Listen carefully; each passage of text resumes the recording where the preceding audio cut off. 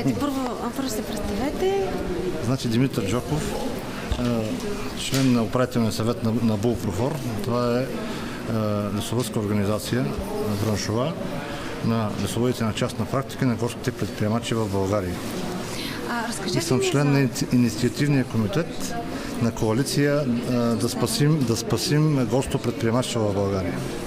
Разкажете ни за тази среща в Министерството на земеделието, за която вие споменахте на пресконференцията, на която е присъствал и депутат Емил Димитров, и по какъв начин протече тя и какво каза Емил Димитров, след като не се съгласи с вижданията на асоциацията?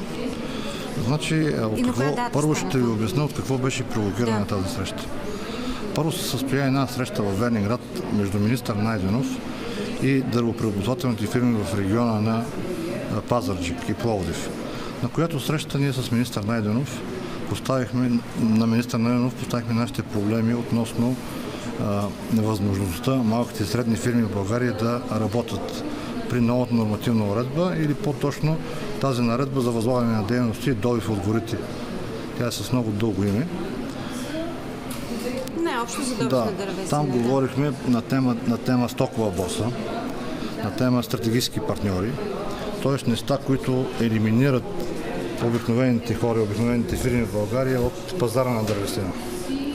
Министър Найденов пое няколко ангажимента пред срещата и пред нас, които след това, разбира се, не изпълни, типично в него стил. Качиха дървесина на стоковата борса, около 158 000 кубика, което провокира у нас желанието да направим протест срещу политиката на ГЕРБ и на министър Найденов в сектора горско стопанство.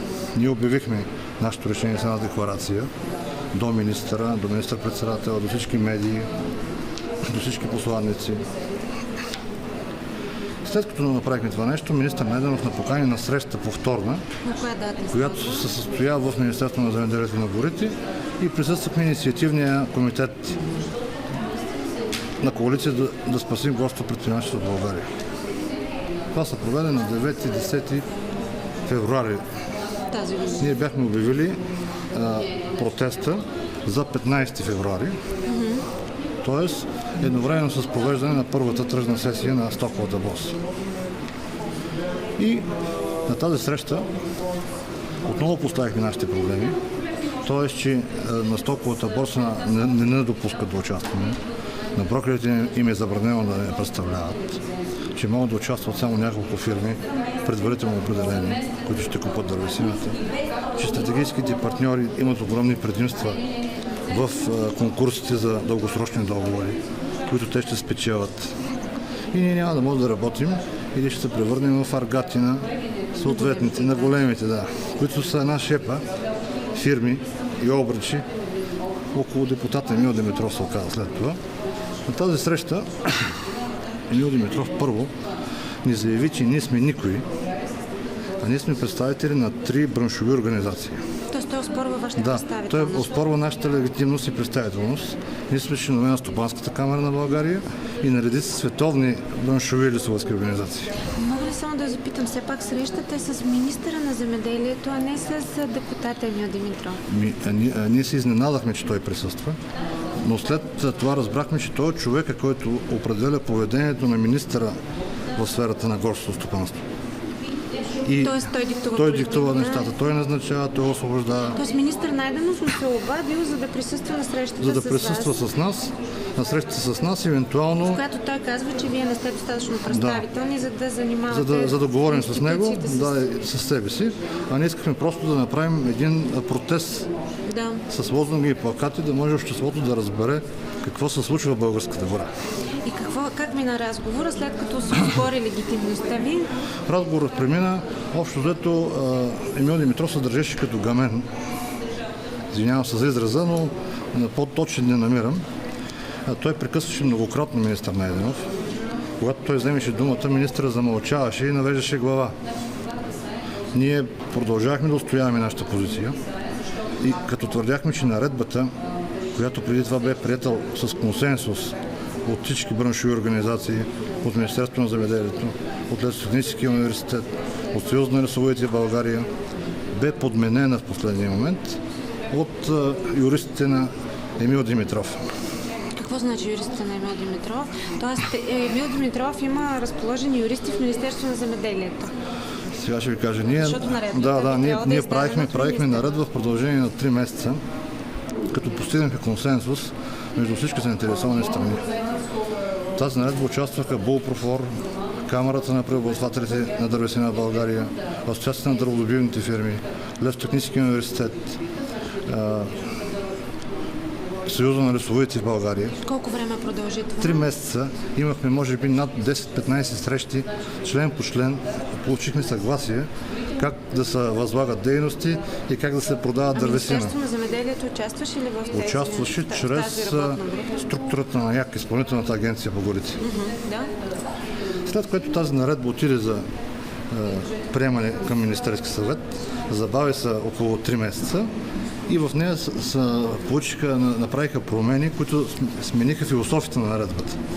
Тоест въведоха стратегически партньори, въведоха стокова борса, въведоха други правила, продажба на корен на дървесина за дългосрочни от 15 години. А какво се е случило по пътя между вашия проект и приемането на Министерски съвет? Министър Найденов ни обясни, че нашия проект, консенсусния, е бил обсъден с 6 мегапредприятия, които били страна по наредбата и те са нанесли съответните корекции, които не са логични. Тези промени те създават нерегламентирана държавна помощ и огромен конфликт на интереси. И неравнопоставеност. Да, ние просто излизаме от играта. Ние трябва да станем аргати на фирмите около Емил Димитров. И в този момент той заяви следното. Ние сме го написали в една наша декларация до всички медии, и до всички посланници, и до Европейския съюз, че държавата е наша и гората е наша. Това са негови думи. И ще правим каквото си искаме. Това го казва това го казва Емил Димитров в срещата. Държавата е наша, гората е наша. И ще правим каквото си искаме. И с вас и без вас. След което тропа с умрук по масата и излезе. Това е поведението на един депутат от ГЕРБ, който е стратег на политиката на ГЕРБ горите. Кои са кръговете около Емил Димитров от фирми? Можете ли да ги назовете? Кои са кръговете? Вижте сега, аз не съм юрист. Просто знам кои фирми така участват и кои фирми купиха дървесина от стоковата борса. Кои хора транспортират тази дървесина вече от гората. Например, една от фирмите е Global Property Consult. Тя купи, може би, 50% от дървесината, която са предложени на тази стокова борса, на тази първа сесия. Тази фирма последните 2 години от нулата стана най-големия износител на дървесина в България. Тоест те са новаци в бранша? Да, от последните 2 години станаха новаци и изнесаха някъде от порядъка на 900 000 кубика дървесина от България. И отново купиха чрез стоковата борса повече от 50% от дървесината. А как Мирослав Найденов според вас промени своето виждане и смъкна търговете и в следващ момент нямаше вече дървесина на борсата? Сега ще обясня. На тази среща Мирослав Найденов не излъга, че ако ние отменим протеста, той ще отмени борсата. Своята заповед? Да. Тя не е негова заповед, това е решение на 6 директори на 6 държавни предприятия, на които той им е шеф един вид. Той може да изиска от тях. Тоест, сделката е вие отменяте протеста, той отменя борсата, докато не изясним правилата на матча. Това са негови думи, той каза ясно, матча няма правила. Тоест вас не допускат само определени фирми, докато не изясним правилата на матча, отменям борсата. Така. И насрочи среща за 15 февруари, сряда. На тази среща вече не присъства Емил Димитров. Присъстваха 6 директори на предприятия, присъстваха поканени от Емил Димитров и Найденов други фирми, големи предприятия като Балканстрой, с тяхната фирма Технолут, големи фирми като Global Property Consult, за която стана въпрос, с тяхните адвокати, други големи фирми, които имат инвестиционни намерения в когенерацията, производство на енергия от трески, на които държавата им дава най-високата цена за зелена енергия. И те общо взето бяха мнозинство Които всъщност са заинтересовани от тези Да, поправки които са за тях са направени тези, да, точно така. Вие се сетихте веднага. И на тази среща, вече като бяхме ни отменили нашия протест, и като нямахме време да внесем и депозити на борсата, той обяви, че ще проведе борсата на 17-ти, 2 дена след това. При невъзможност, т.е. на 15-ти в 6 часа вечерта, защото срещата продължи от 3 до 6-6:30, той обяви, че ще има борса, че ние нищо не разбираме от борса, че нищо няма да се случи, като се продаде 150 хиляди кубика. Това няма да е първия и последния път. И ние лека по лека ще се научим как да играем на борсата. По тези правила. Да. След което ние вече се мобилизирахме за втори път. Проведохме един протест, около 500 човека пред Министерски съвет. След това на другата седмица, в сряда пак дойдохме, вече 2000 човека. И министър Найденов смекчи позицията си. Тоест, от тогава не се е провеждала такава борсова сесия и от тогава спряха изпълнението на дългосрочните договори, възлагането на дългосрочните договори.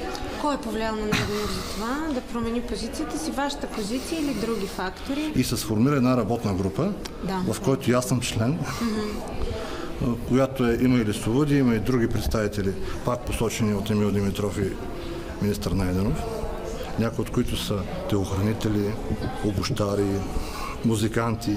Тази група заседава в формат в Министерството на земеделието. В Министерството на земеделието вече има около 3 срещи, на които до момента, не както казва министър Найденов, всичко се приема с консенсус, а просто няма консенсус по стоковата борса и по дългосрочните договори. И, както казваме, ние в момента се тупа топката с идеята, че първо трябва да се приемат промените в закона, а след това да се приемат промените в наредбата, която е подзаконов нормативен акт.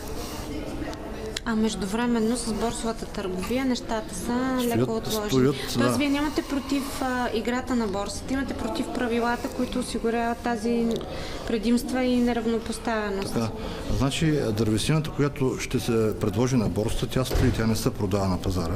Тоест, изчаква се да се отложат нещата, както се казва, и евентуално пак да се качи тази дървесина на борсата. А защо малките, условно казано, играчи не могат да използват тези правила и борсовите процедури? Защото смятам, че това е важно, за да не излезе така, че една открита процедура на практика се намира вашето несъгласие. Да, аз съм много добре запознат. Направих се труда. Предизвикахме среща с Васил Симов, директор на Софийска стокова борса, на която той ни обясни как работи борсата. След което изчетох всички интервюта негови относно борсата. И така той най-добре се изрази пред вестник 24 часа, където каза, че в борсата се използват определени трикови похвати от брокерите, с които се извършва търговията. Един от тези трикови похвати, цитирам го в момента господин Симов, е да не се допуснат много хора на борсата. Тоест, борсата допуска определени хора, те търгуват винаги на минимални цени и с комисионни, които са под масата. А как прави тази селекция, за да допусне минимален брой конкуренции? Сега ще ви обясня, много интересно. Това е според мен интересно. Да, много интересно. Значи, защо съществува първо борсата в България? Не казваме, че всички борси са така по света. В България борсата съществува поради два закона.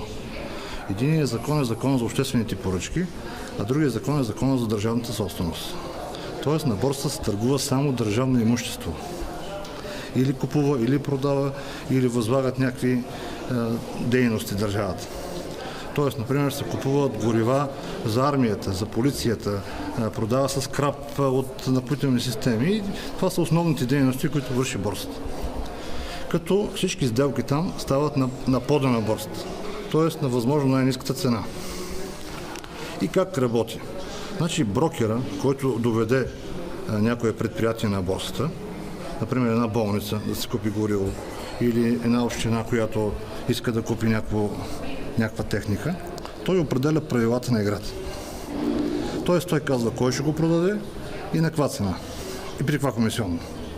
Това в известен смисъл обезмисля идеята Всичко за се борса. обезмисля, да. Защото идеята за борса е, че най-добрата цена, която Да, се даде, всичко на се нея трябва да обезмисля. се продаде предложеното на пода. Така. Значи, аз говорих с около 10 брокера от различни брокерски такива фирми, членове на борсата, които ми казаха следното.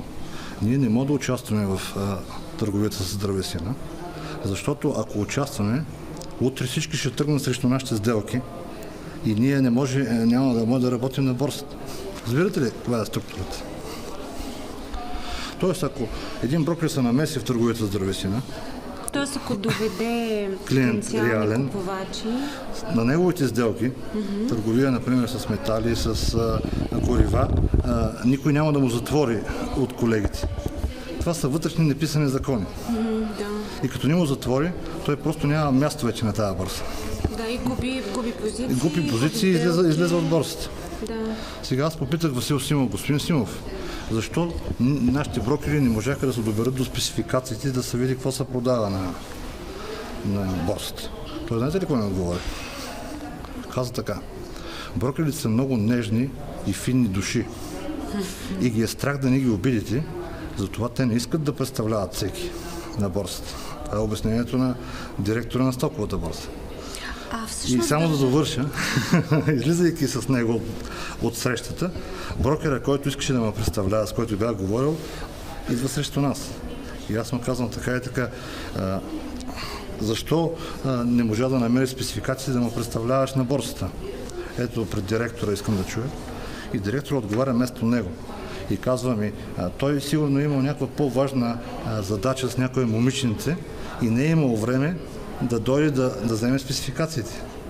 Представете ли си цинизъм от директора на стоковата борса?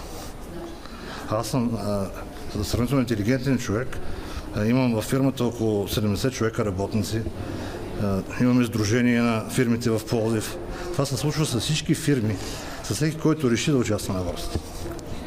И затова всички настъркнаха срещу борсата и написахме стокова борса, купен матч 6-0 за Найденов. Защото Найденов има 6 брокера, той ги назначи лично, а ние не можем да си намерим нито един по тази схема. Да, разбрахте ли? Колко във вашата браншова организация, колко хора си изкарат на храната? В тези трите организации, в които сме сформирали тази коалиция, да спасим горското предприемачество, в България са около 30 000 човека. 30 000 семейства, да кажем. Тоест тази порочна схема на практика удря възможността за нормална прехрана на 30 000 души в България. Точно така. А управляващите не ги ли интересуват вашите членове и техните интереси? Все пак това са избиратели. Да, сега ще ви кажа още нещо по този повод. Ние просто недоумяваме защо Бойко Борисов все още мълчи по тези корупционни схеми, които въртат негови депутат и неговия министър. Защото той с прогнуса и отвращение коментираше заменките на тройната коалиция. Да, но нищо не произходи. Така, аз ще ви обясня каква е разликата. Заменките са 0,1% от горите в България. А чрез новата наредба искат да дадат 25% от най-хубавите гори на България на минимални цени, на възможно най-ниски цени, на 15 годишна концесия на обръч от фирми около Емил Димитров. Разбирате ли в какви мащаби е разликата? И вече тези концесии или дългосрочни договори, те не могат да се развиват от следващото правителство, поне са сключени по законов ред, по съществуваща наредба. Даже аз мога да ви дам една заповед, да видите как се представя Емил Димитров и неговите директори, начина по който ще се отдава дървесината в България и ще се продава за 15 години. Накратко, ако го опишете, как ще става този механизъм? Накратко, моята колежка малко спомена от част от тази заповед. Накратко, тази дървесина ще я вземат 2-3 фирми в цяла България, понеже се поставят условия инвестиции, например 50 милиона лева, оборот последните 3 години 20 милиона лева. Нашите фирми, малки и средни фирми, са може би 20 пъти по-малки от тези мащаби, за които говорим. Така че да се укрупняваме, да се разширяваме, няма да може да участваме в тези търгове. Освен това, трябва да имат дългосрочни договори с държавата, тези купувачи на дървесина, за преработка на дървесина, за електроенергия. Да, което създава трудности пред вас. Това не са трудности, това е невъзможност. Аз ще ви дам тази заповед. Да, ние ще я публикуваме, ако Вие имате публикувайте, копие. ние дигнахме веднага, така се дигнахме отново на протест и тази заповед беше свалена от сайта на предприятието, разбирате ли? Още на другия ден. Тя действаща ли е? В момента не е действаща. Даже си измиха ръцете управляващите, освободиха директора, дръзнал да публикува такава заповед. Разбирате ли? Тя е публикувана от кого? От директора на, бившия директор вече на Югозападно държавно предприятие. Добре, ние ще я сложим на нашия блог и без никаква редакция ще... Тя е много интересна. Човек, който интервю. може да чете, ще разбере за какво се мислят управляващите в момента. И всичко това, което... Кажете и последния въпрос. Исках да питам, как реагират на това останалите парламентарни групи, политически сили, сред които, предполагам, търсите някакво разбиране в парламента? Ние с нас потърсиха срещи всички парламентарни групи. Всички? Да, без управляващите. Но ние отказахме срещи с тях с идеята да не политизираме проблема. Този проблем не е политически. Това е проблем с бита и с живота на хората в този сектор. Разбирате ли? Имаше предизвикана от БСП една кръгла маса в парламента, на която аз също участвах. Там бяха поставени всички тези проблеми. Там се сформира тази работна група. Общо взето партиите като БСП, СДС, те не подкрепят. Ви подкрепят? Подкрепят, да. Това се видя и не вчера, онзи ден на тази комисия по земеделие и гори, които бяхме.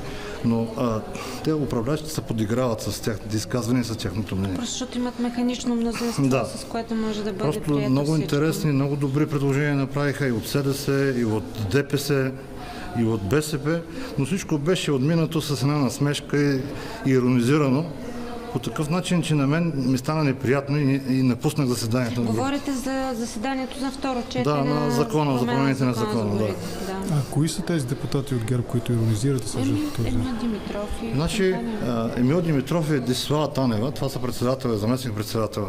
Те стоят на масата един до друг и просто другите депутати не вземат отношение по въпроса. Другите от ГЕРБ имате предвид, които са общо в тази комисия... Мисля, че 11.